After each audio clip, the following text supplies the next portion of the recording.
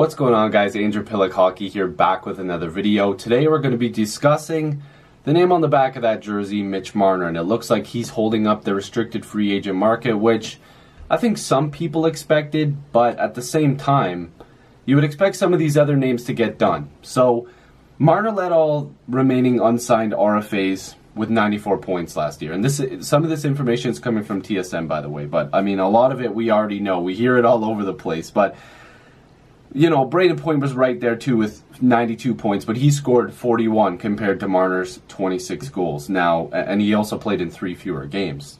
Goal scoring and position-wise, Braden Point is probably going to get paid a lot more money. Now, listen, we all know Mitch Marner is a fantastic talent, but some of the numbers that have been out there are a little bit crazy, and if you're going through the timeline, because I'm sure you have, Mitch Marner is looking for a lot of dough.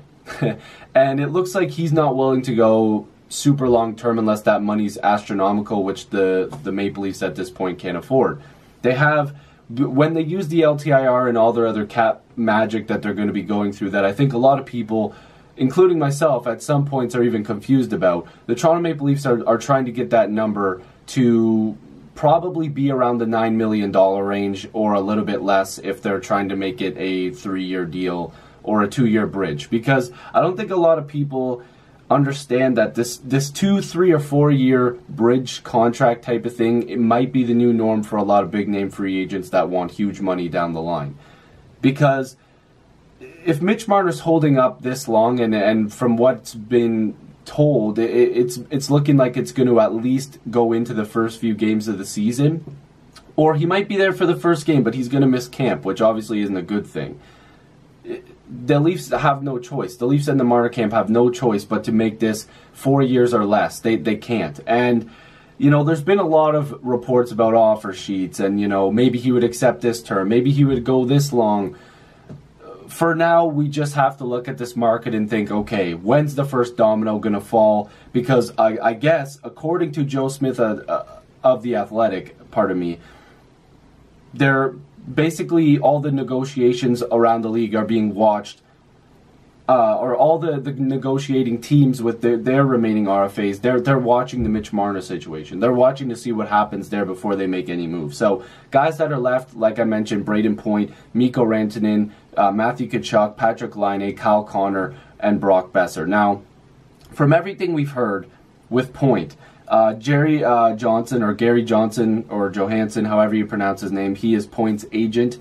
He said it's just a slow process, just like the other RFAs. Well, I think that's a much better situation than some of the negotiations are going, because it looks like Point and Tampa are going to get something done very soon, especially with the moves that they have just made, clearing up a little bit of actual cap space. Now, when it comes to Mitch Marner, it's been just told that the numbers, they might be $2 million off, and I know a lot of people are comparing this to the William Nylander situation. Well, I don't think it's comparable. From what's being told by everybody is that the William Nylander negotiations were off by like $300,000, whereas this Mitch Marner thing, they're off by multiple years in term and also dollars. So it's a huge gap. It's a way bigger gap than anything we've seen in a while. Mikko Rantanen, that guy's going to get done in Colorado. They have a ton of cap space. They love him there. It's going to get done. Matthew Tkachuk, Calgary's got some wiggling around that they have to do. They've got a lot of contracts. I think there's a couple they want to move on from. But that deal more than likely going to get done. Patrik Laine, that's an interesting one. I keep bringing it up. Where's he going to end up? Is he going to stay in Winnipeg? They've already lost too much. They love Kyle Connor as well, both those guys. But if Laine gets offer sheeted for a huge amount of money, if an offer sheet does happen, who knows what happens? Maybe he signs that and Winnipeg takes the picks, or they take the compensation. It could be 4, it could be 2 firsts, I don't know. But I'm sure Winnipeg would think closely about it, because if he gets a massive offer sheet and he signs that thing, I don't know if Winnipeg has the money to really match. Kyle Connor, same thing, but I don't think that this negotiations is going to take too much longer. I think that they want to get Line done first, but if all else fails and Kyle Connor is given a good offer and he feels it's good and both sides are happy, then that's going to get done. Brock Besser can't even be offer sheeted. It's been reported that they're looking at a 2 or 3 year term for Brock Besser. That's going to get done as well, but they have to move around some contracts. Apparently the Louis Eriksson contract, they'd like to move that, but as of right now, it's not moving. There hasn't been any trades there, but Mitch Marner is very interesting, and if teams are waiting for him to get, to sign their free agents, this could be a very, very, very frantic first or last couple days of the offseason, because teams are going to be signing these deals before puck drop.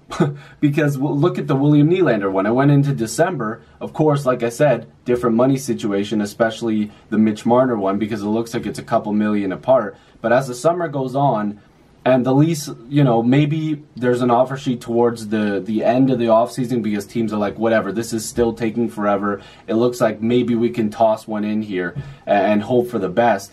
But it's just looking like this is going to take forever, and teams are eventually going to get this done. Like Rantanen is going to get done, Besser, Tkachuk probably, and Point. Like all those guys seem like they're just going to stick around and it's going to get done.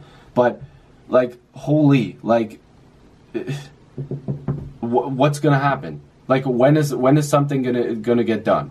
And for Mitch Marner, I hope it gets done. I love the guy. I mean, look I've got a couple things here. I've got much more. I love Mitch Marner. I think he's a fantastic player, but this just has to get done soon enough, because we can't wait all summer for all these RFAs to sign. It's not going to happen. And like I said, a lot of these names in here are going to get done very soon, but if teams are waiting for Mitch Marner, guys, buckle up, because it ain't going to be done anytime soon. Let's just hope it gets done at a fair number. Like I said, I think it's going to be 4 years or less. 4 seems to be the term that everybody likes, but then you're probably overpaying a little bit, and it's looking like you might overpay regardless. So let me know what you guys think. Is Marner really holding up the market? Do you guys really think that teams are going to be waiting? Because I actually think teams are going to start signing guys very soon, because they can't wait around. They can't. They've got other business to deal with, especially teams with cap space. They're still talking to other teams. They're trying to make moves. I'm sure Dubas is too. He's been making a lot of signings, a lot of moves, but he can't wait around either. He's got to do something. So hopefully you guys enjoyed this video. If you're new, make sure to subscribe. I'd love to have more hockey conversations with you. Join the squad. Let's get to 7,000 subscribers. I'll see you guys in the next video or stream. Peace.